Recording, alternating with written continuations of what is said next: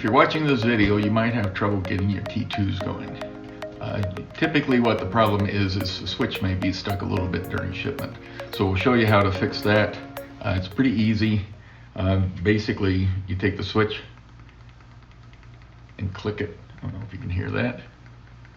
A bunch of times. And then when you hold the button, okay, you should see the light come on after about a second. And when you release it, you should see it flash. Once it's going, the button really doesn't have any effect. We use the button because we want to hermetically seal the device. The fumes from the beehives are hard on circuit boards. So this just gives it a lot better longevity. Okay, once it's running, you can see the flash going, and then it'll stop. To know that it is running, just push the button again and you'll see it flash 5 times.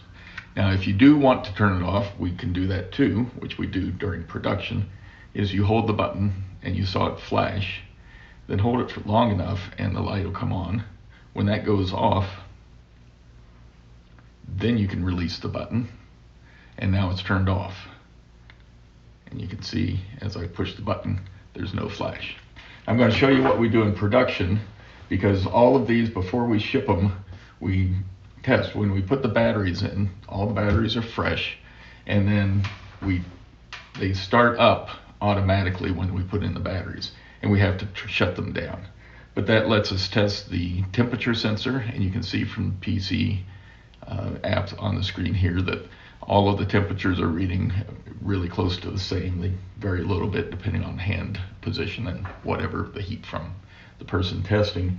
And then we test the buttons, and so you can see as I push the buttons, they flash, and sometimes we get one that doesn't, and we do that sort of business on it, and it's all good. Then we take and turn them all like this, and they all come on like that, and then when we release it, they're turned off. And we do that for all of the devices so that we know they're running before we ship them.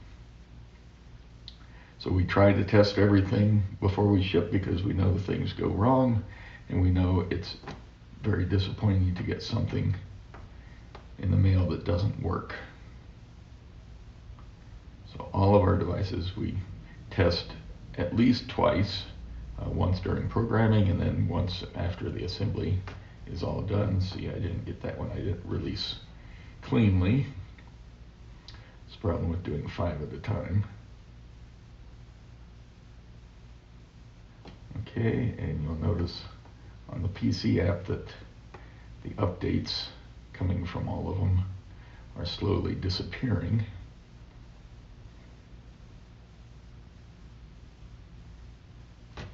Okay, now everybody's turned off, and if we clear the list, and we see that it's cleared.